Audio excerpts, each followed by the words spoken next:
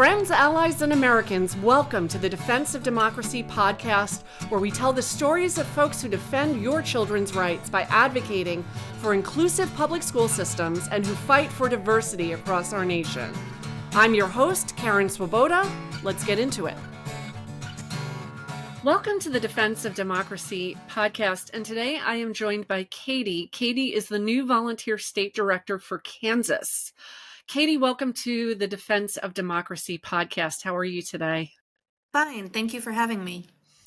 So, Katie, you recently stepped into the position of volunteer state director for the state of Kansas. Can you tell us why you decided to take on this role? Sure. So, would you like me to start from the beginning or? Sure. Let me have it. Why? It's a long and winding road. Mm-hmm. So I'm a former educator. I had my son in 2015, and he was diagnosed with a rare genetic lung disease called cystic fibrosis. Mm-hmm. And I decided to leave my career and stay home with him and focus on his health. When I first enrolled him in kindergarten, that is when the pandemic started. Okay. And his team at Children's Mercy Hospital decided that I had the training and I had the means to be able to stay home with him and homeschool him just until we knew what the pandemic was going to do for children with cystic fibrosis. As that was going on and I was homeschooling him, I was watching how the school district was handling the pandemic in my city. And it was very, very divided. That was when Moms for Liberty really showed up and started making a big mess of everything in our district. Very anti-masking rhetoric. It was awful. So one day I decided I was going to go to the school district and I was going to speak about our experience with my son, my experience with students in the district that were my students that were dealing with diabetes, leukemia, asthma, like my daughter has asthma, and I was very bad, by the way. She's been hospitalized. And so, I had the same kind of message from my doctor, which was do not expose this child to, any risk of getting COVID. Exactly. And it's the school district's job to provide a safe environment for students to learn. And so I went and I spoke about that. I got a lot of hate. Didn't that surprise you? I'm sorry to interject, but I think often about those first days, not at the first days of COVID, which were awful in themselves, but when the schools started to open up again and there was a masking requirement, and I was on social media and there was all this like back and forth about, muzzling our kids and whatever. And I was fairly extremely innocent now looking back. And I just went on and I was like, oh, listen, you may not realize, but some children could actually die, or, and adults too. But honestly, I was very laser focused, obviously, on my own situation. And I said, this is very serious. And I, and the response was, you really should keep your child home. Yeah. There were a lot of hateful comments on social media. My community is a very little, big town. We're like a medium-sized city, but they still think that they are a small farm community. And so I couldn't go to restaurants without being accosted by patrons. I had people driving by my home, throwing ketchup packets on my car in restaurants. In response to what? When I spoke, the school board members agreed with me and voted in favor of continuing masking.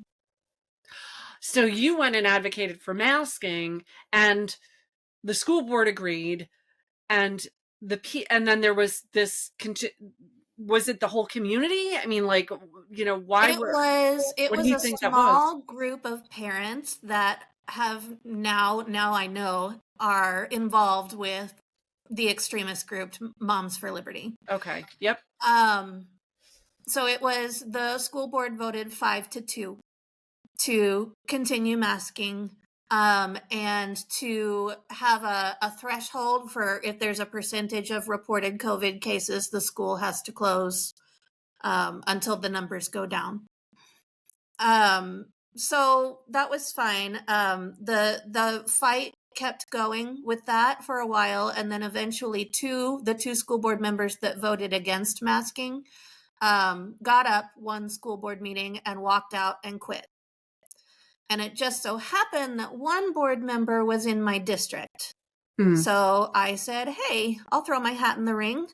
And I was appointed for 2 years. So I had to finish the term of the board member that quit. That opened a lot more attacks on I me. was But gonna say, yeah. in that time, in those 2 years, we started having book challenges from the same small group of parents. Actually, one parent heads this project. I was going to ask you, like, and because and I hope everybody who's listening to this hears small group, right? It is the loud minority that are bullies that can really shake things up. And this is, what we're seeing everywhere. So you're saying not only was it a small group, but within that small group, they might manage to find one person who loves to get up on that soapbox and it's a power trip to ban books. So you've got somebody who's perfectly comfortable being aggressive and acting as the speaker for these extremists. So yeah. Yes. And then as we were dealing with book challenges, we had a board member, a newly elected board member, come on at the very beginning of the year. We had just had our goals retreat where we got together as a team and discussed our goals for the year and how we were going to come together as a united front. And the very first meeting after that, he came on and threw a policy at us that was not on the agenda. He decided to work it in, that he wanted us to vote on, that was to punish any transgender student for using the bathroom that did not match their biological sex, or for not using their name that was given to them on their birth certificate, and wanted to go as far as to out any students by calling home to the parents to any student who attempted to do so at the school. So that was a 9-month long battle. And I have videos of that I can send you. I was very loud and opinionated about that. I met with the school's GSA committee. So do you have is there a large transgender youth group? A very small population. So Maybe three. okay. Maybe So three so students. so when you're enacting a quote policy that is a policy designed to affect the smallest minority of children in a group, like you're talking three, right? It's usually single digits. Um, that is truly harassment in its most pure form. You're looking at creating a policy to marginalize a children or child. So that's heartbreaking. Absolutely. So we had the ACLU involved. The students organized a walkout. It was very heated for about 9 months and heavily debated. And I still wasn't pleased with the policy that came from it, but I was able to fight enough of it to really water it down. Mm-hmm. And I still voted no on the policy because I don't think there should be any policy at all. But about that time, my term was up and I decided to run for another term. And it Mhm. was very interesting. We're very, very conservative community. In and I won my election. And the other board members who are on the extremist side, who are actually members of Moms for Liberty, also won. So that was very interesting to see. So I'm currently serving another 4 years with the same board members that I've been fighting with for the past 3 years. And we are facing over 100 book challenges now. I think it's going to take us 4 or 5 years to get through the current book challenges as is. The school board recently went against the book review committee's recommendation to retain the book Lily and Duncan, which is a book about a transgender girl and her friend who is dealing with bipolar disorder. What would their reasoning be for trying to ban a book like that? They did not like that the book talked about hormone replacement therapy, and they felt that it would confuse students and make them think that maybe they wanted to try being transgender as well. Gotcha. So there's Um, nothing sexually explicit in the book. it was a There's very nothing. appropriate book. It's targeted Okay. to middle school students who are just starting to go through puberty and maybe are experiencing the need to start hormone blockers before they start puberty while they figure out who they are and what they want for Or, themselves. I mean, on a bigger scale, I feel like it is more of a way to kind of illustrate that there are all different kinds of people in the world. You know, It, that there are, it's that important. transgender people exist, that you should love them or be friends with them and be kind, and that all the same rules that apply to people who are not transgender apply to like we're all living in the Absolutely. same thing. So it's really sharing books about other groups of people is really important for children to understand. You live in a community that is not just made up of one straight line. Broad message of empathy that was in that book. They even discussed Lily, the transgender girl, Mhm. had a bully, and she was very frustrated with this bully, but she had empathy for this bully because she saw how that child was being treated by his father at home. It was very, very touching, and it was very, there were a lot of messages that could teach a lot of different things, and I felt like it was a very important book. And Do you ever feel like sometimes that these Moms for Liberty type people are just the real thing that they don't want is empathy? Like they want the bully to be on top. they behave like bullies as well. Absolutely. And so the book review committee had voted 10-1 to retain the book.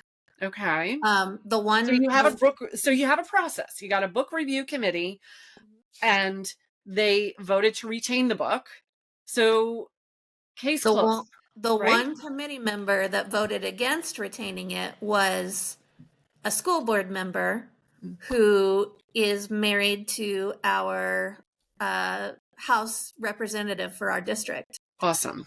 And not only did they go against this committee recommendation, that board member that I just mentioned has, through Cora request, we have learned that she wants to change the committee rules that our library specialists shouldn't be allowed to vote in the committee because they put the book in the library, so they shouldn't have a vote.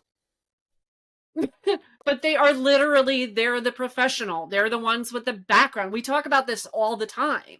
Who should be the one to choose the books that are in the library? Well, probably the librarian. And guess what, mom and dad? If you don't like the book that's in there, then don't have your kid check it out. Like you can be a parent. You can oversee, especially in middle school, elementary school, what they're reading. I think honestly in high school, if they're reading at all, you should be super proud of them. But as far as up to that, if it was chosen by a professional, somebody knows what they're doing. I don't want you telling me what my kids can read. heck no. So it's pretty gross. So We Katie, about even have a process in our district where you can view every single book that is stocked in our libraries, and you can mark whether or not you approve of your child reading that book. It's so all online. literally you've done everything. There is every possible avenue for a parent to protect their own child if they feel like their child needs to be quote protected from, true American history and, the way other people live their lives. You don't want them to know, that's fine.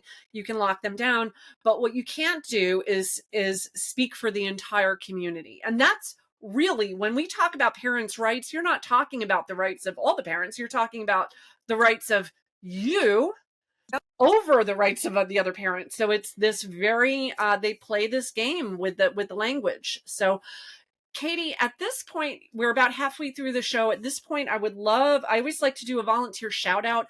I know you're new. I know you're just getting to know some of the people in Kansas and they're getting to know you. Have you had a chance to get to know anybody well enough that you can do a little shout out and say something nice about them?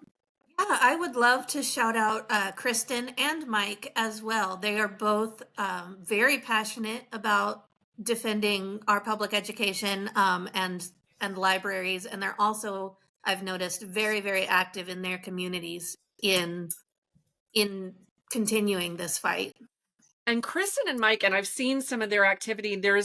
For those who are listening, there is a private Facebook group for all of our states. And in the Kansas private Facebook group, Mike in particular, I've seen a lot of he's always looking into things and sharing news and information. He's even joined our Tuesday night calls. He is terrific, and Kristen as well. So I'm glad you brought them up. I think they're both great. So tell me now, as what do you foresee? Well, two things. What do you foresee in your school district in the coming months in 2025? And what do you plan as a volunteer state director for Defense of Democracy? What are you learning to do and hoping to put in place as far as using our organization to protect your schools? Yes. So, what I foresee for our district as of right now is that there will be continued book challenges as far as the eye can see. And I don't think that there is going to be any slowing down of the attack on our marginalized students, Right. I think you're right. particularly the LGBTQ plus community. Right. I actually found Defense of Democracy I read the book The Education Wars by Jennifer Berkshire, and I was such a big fan. I went to the Kansas Association of School Boards conference, and she was there speaking about Moms for Liberty and school vouchers and what we can do. And I was a little fangirl and went and had her sign my book. And she said, if you can get into Defense of Democracy, that's where I think you should go. Oh, wow. So then I reached out to you. Yes. And it's been very difficult in my community to educate the community about what's happening, and to mobilize volunteers and people willing to help. Mostly because they're afraid of retaliation because of what they've seen happen to myself and others who have spoken out. And I think that's valid. Very. My hope is to learn from other state directors across the nation with Defense of Democracy and see what they're doing, how they're utilizing their volunteers at any capacity, whether it's, stamping envelopes and sending them in the mail, or it's speaking at school board meetings. Literally any help I can get would be fantastic. My goal is to continue to educate all of Kansas, to get more chapter members across Kansas. There are a lot of school districts that only teach students who live on indigenous reservations that need a lot of support here in Kansas, among other small rural school districts that need advocacy.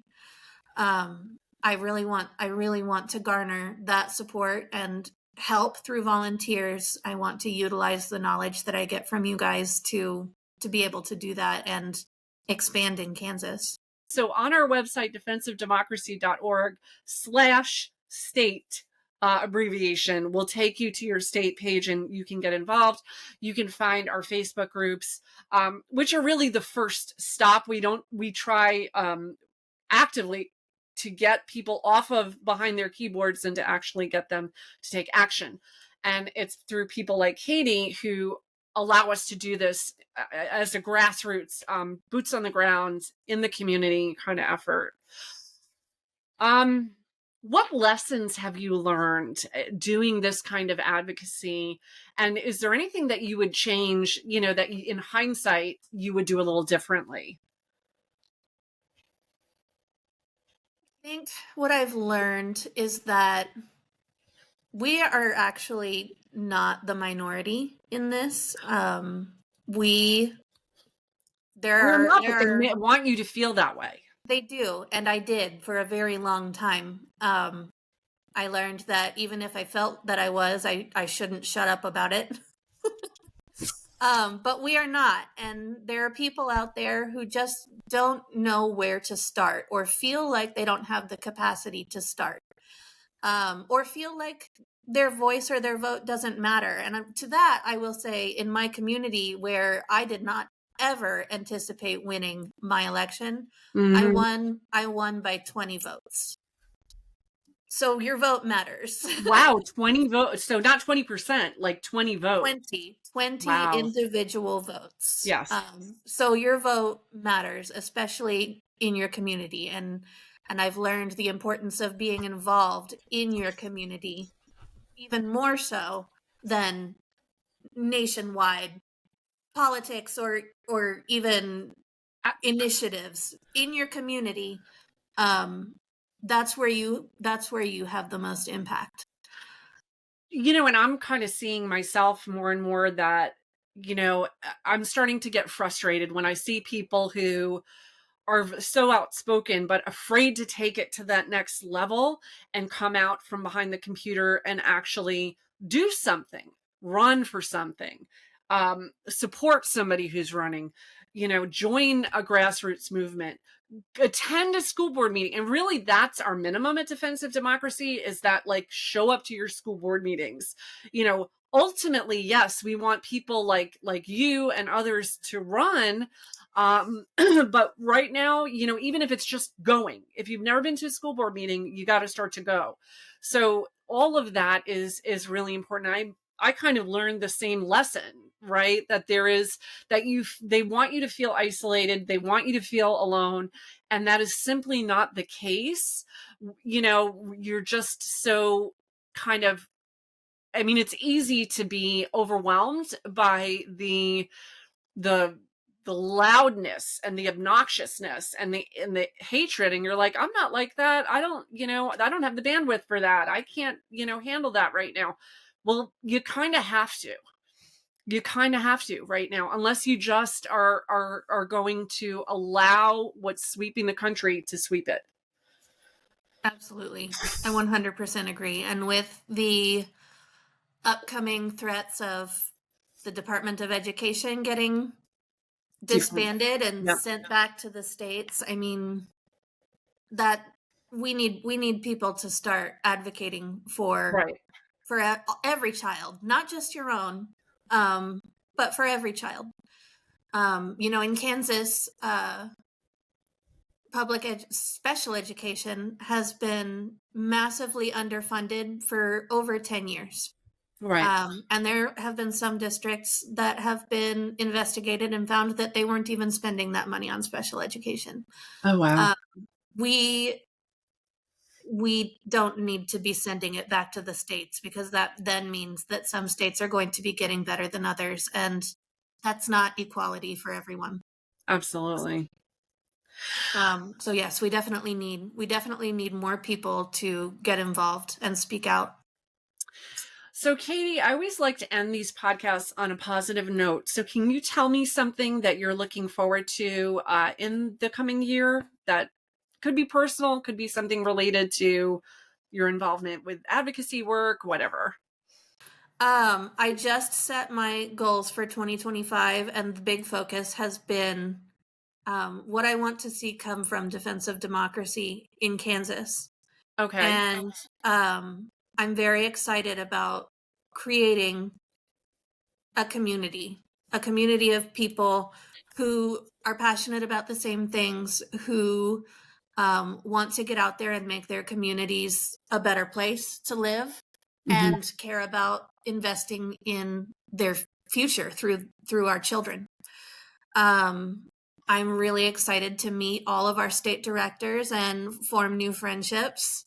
And I'm really, really excited about bringing change.